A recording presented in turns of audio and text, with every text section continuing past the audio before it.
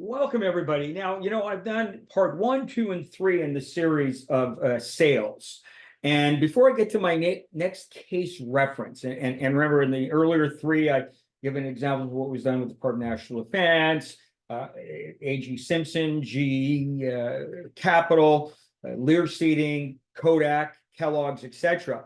I'll rejoin that journey on the other side of this one, but I think it's time to take a pause and look at exactly what is involved in the sales process in 2024. I'm going to take you through a few slides because I want to tie it all back into, again, the success part of it. To start, sales and marketing, according to Gartner, influences just 32% of B2B buyers' journeys. Think about that for a moment. 32% sales and marketing influence. What are sales and marketing people doing? I mean, I'm not criticizing them. You need marketing people. Salespeople, I'm telling you, I'm not so sure. Or we do need salespeople, but the right kind. If you really think about it, look at the posts that most organizations are sharing on LinkedIn and on Twitter. But let's go to LinkedIn. I mean, most of the people responding to those are liking them with minimum comments. The ones who do like them are the choir. That's people who work for them or are associated with them closely, but they're not engaging anyone in dialogue. They're not reaching out and connecting with the prospective client, the practitioner, in any meaningful way. All they're doing is pushing out information. And that's why the influence factor is so low. You got to get involved in the conversation. You got to get involved in the dialogue. Let me take it another step further here. Because of this, studies, and this came from January 2024, they have that. It was a great song, by the way back when. Don't call us, we'll call you. Well, the reality, and just look at some of these numbers, but the last two I really want you to zone in on, is that 2/3 of the buying process is now done digitally.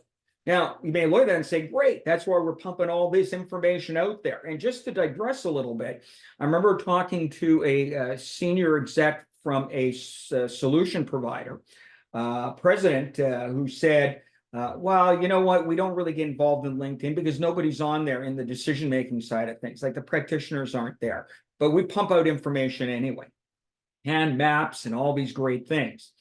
But look at this last point from Gartner's research. 75% of B2B buyers prefer a rep-free sales experience. Think about that. So if everybody's inundated and overwhelmed with the sea of information that's coming out from them, and you're putting it out there, you're putting out articles, doing all of those things, what real traction are you getting? What's happening? Let's go to the next one. Building a rapport. Sales has always been, and it will always be, about building a rapport. A rapport is that you sit down and you ask the other person, engage with what's important to them.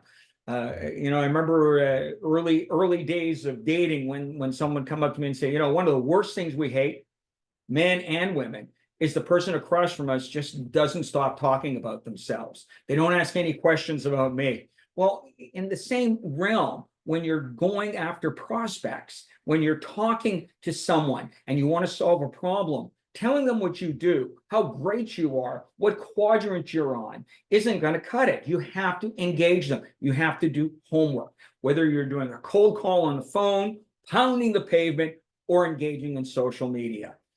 Here's the key. Rapport building creates trust. And I've always had this saying, we live in a know, like, and trust world. It's even more important today than ever before because most of the relationships are virtual.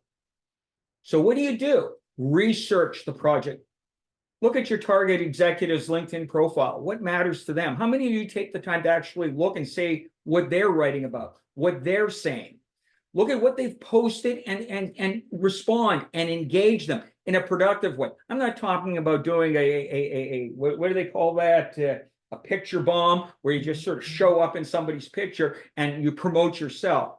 I'm talking about engaging them in real conversation about what is important to them and looking for areas of commonality that you can build that rapport and relationship. Look at their interviews and news articles. Be prepared. Have some history understanding. You may find points of commonality there that you never thought of. And whatever it is, note, pay attention to what matters to them, because you could be selling the greatest solution in the world for digital transformation, for generative AI, etc. But if they don't care about that topic and they have more specific problems they have to focus on, you have to speak to that, not just bombard them with information. Now, I'm not the one saying, oh, well, people aren't listening. But ironically, another study shows that more than 80% of B2B decision makers within the industrial and commercial sales area are not prepared for their meeting, not prepared for their call, not prepared to understand what they have to talk about and what's important to the people they're meeting with. 82% of decision makers feel it's a waste of time. Now, let's look at it from a sales standpoint. And, we've got Zippia here, and we've got another one, Color Lib. They say it the same way, but Zippia says 74% of salespeople fail. 20% of salespeople do okay, but could improve. And only 6% are classified as elites. And you can see they did that from a study across the country in multiple industries of 650,000 salespeople. 74% fail outright. 20% are okay, but maybe mediocre. Now, the other study comes out and it says 3%, only the average sales success rate across all industries is only 3%. Now, you tell me, with all you're doing, all the information you're pumping out there, all the accolades, all the awards, all the look at me, you tell me that that's a successful sales number. That's not. You have to build relationships. You have to build rapport. Let me take you to the next one. What's the problem with not doing that? Well, in 2019, I wrote about the Deloitte CPO Global Survey, and 70%, more than 70% of all CPOs were disappointed with the results of their digital transformation strategy.